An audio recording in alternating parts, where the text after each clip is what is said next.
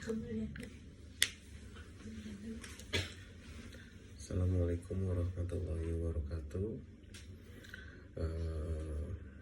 Yang saya hormati Bapak dan Ibu dosen pembimbing serta teman-teman semua.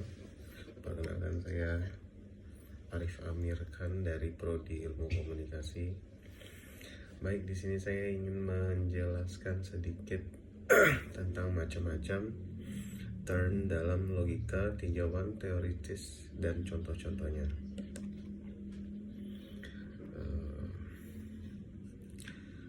Dalam kajian logika formal, khususnya logika Aristotelian, dan term merupakan komponen yang dasar dari suatu proposisi, yaitu subjek yang atau predikat yang membentuk premis dan silogisme.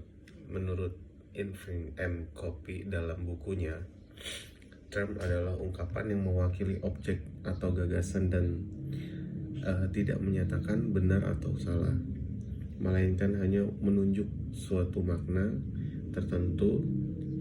Term bisa sederhana seperti manusia maupun kompleks seperti guru dan matematika di SMA Negeri Jakarta.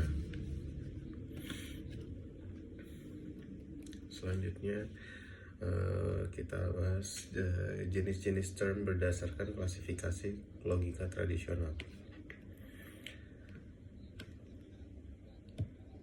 Term tunggal atau term jamak.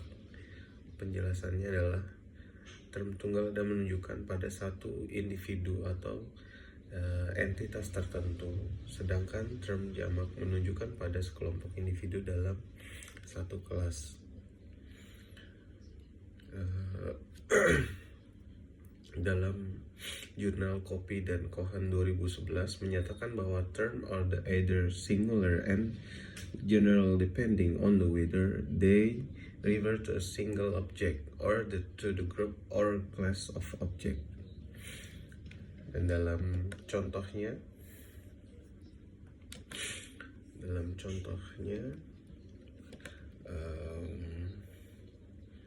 kita bisa belajar dari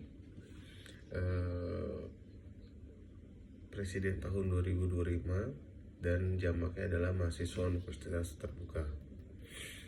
Term 2 adalah term konotatif dan denotatif, yaitu adalah mengacu pada objek nyata yang ditunjuk secara langsung, sedangkan konotatif menentukan pada atribut, makna atau ide yang melekat pada term tersebut.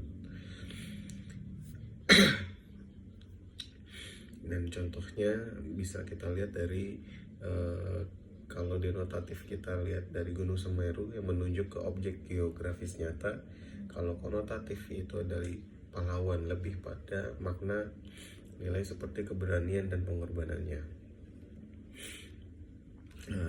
Term terakhir, yang ketiga, term positif dan negatif.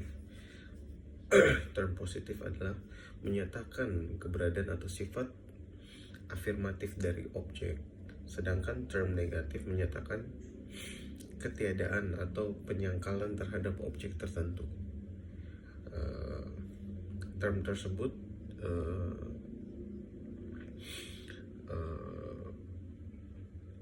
memiliki contoh seperti simpelnya adalah ketika kalau positif itu adalah orang yang jujur, dan kalau yang negatif ya pembohong. Simpelnya seperti itu. Kesimpulan dari tiga term tersebut adalah, dari penjabaran di atas dapat kita simpulkan bahwa term memiliki variasi dan klasifikasi yang penting dalam menganalisa logika dan proposisi dan argumen. Membedakan jenis term secara tepat membantu kita memahami struktur argumentasi secara lebih kritis dan logis. Kita soal kedua ya. Soal kedua adalah tentang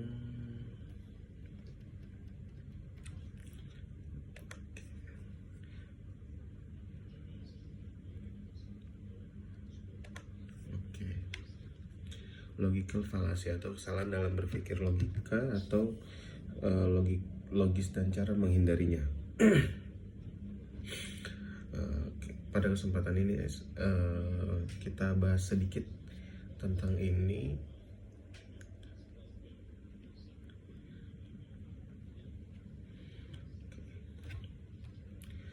Menurut Hurley 2015 dalam jurnalnya yaitu Concept Introduction of Logic, logika fallacy adalah pola penalaran yang tampaknya valid namun sebenarnya tidak mendukung kesimpulan dengan benar secara logika. Dan logical fallacy dapat dibagi dalam dua kategori besar, yaitu adalah formal fallacy dan informal fallacy. Formal fallacy itu adalah kesalahan dalam struktur logika argumen itu sendiri, sedangkan informal fallacy adalah kesalahan yang lebih berkaitan dengan isi bahasa dan konteks argumen yang keluar darinya.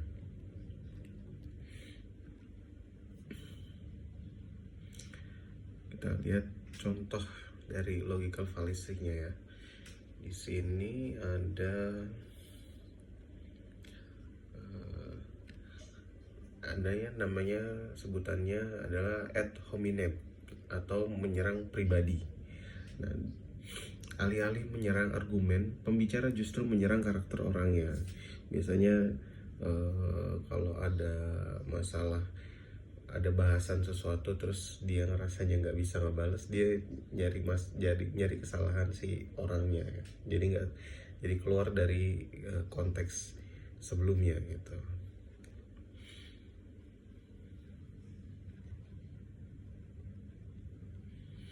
Ada juga yang kedua adalah straw man atau menyederhanakan atau memutarbalikkan argumen lawan, mengubah atau menyederhanakan argumen lawan agar mudah diserang. Contohnya itu seperti dia bilang kita harus lebih hemat listrik, artinya dia ingin kita hidup tanpa teknologi gitu ya kan.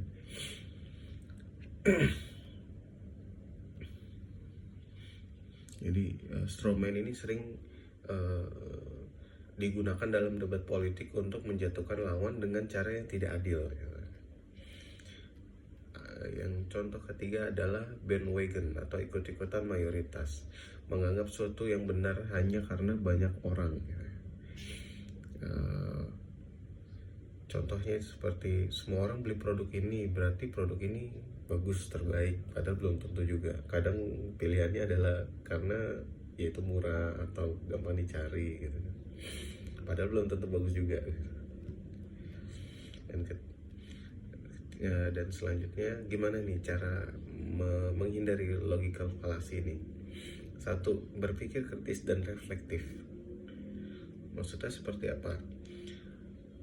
Ketika kita berpikir kritis, kita akan mengenali dulu, mencari dulu, mencari kebermanfaatannya, isinya. Jadi tidak langsung ikut aja gitu ya. Untuk menghindari ini, biasanya kita harus mengevaluasi argumen dulu, mencari bukti-bukti dulu, menghindari bias-biasnya. Jadi benar-benar yang kita harus tahu secara keseluruhan, baru kita bisa tahu utuhnya itu seperti apa gitu. Kedua adalah pelajari struktur logika dasar. Maksudnya seperti apa?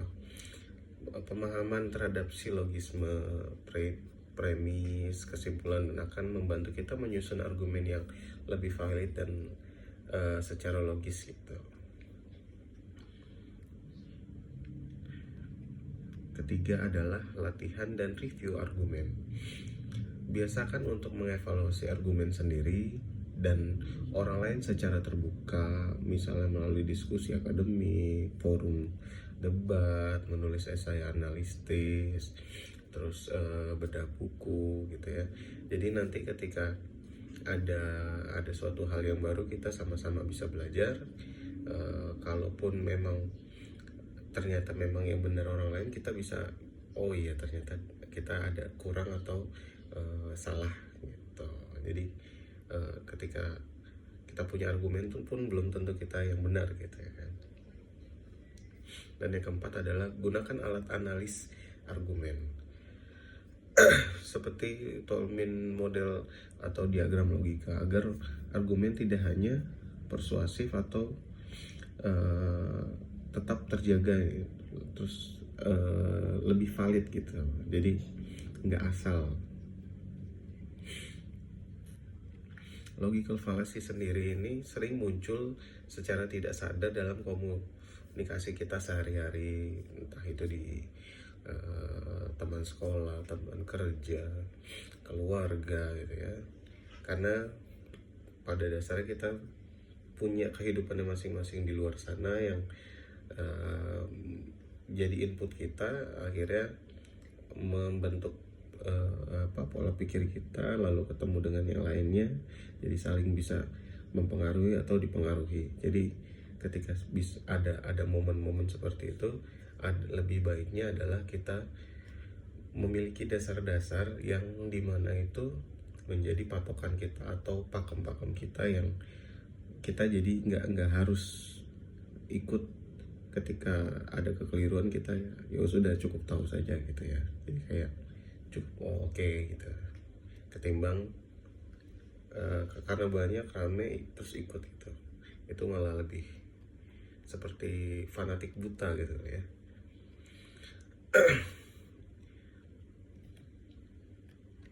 Jadi untuk dua soal tersebut cukup kali ya. Terima kasih atas perhatiannya Bapak dan Ibu dosen serta teman-teman.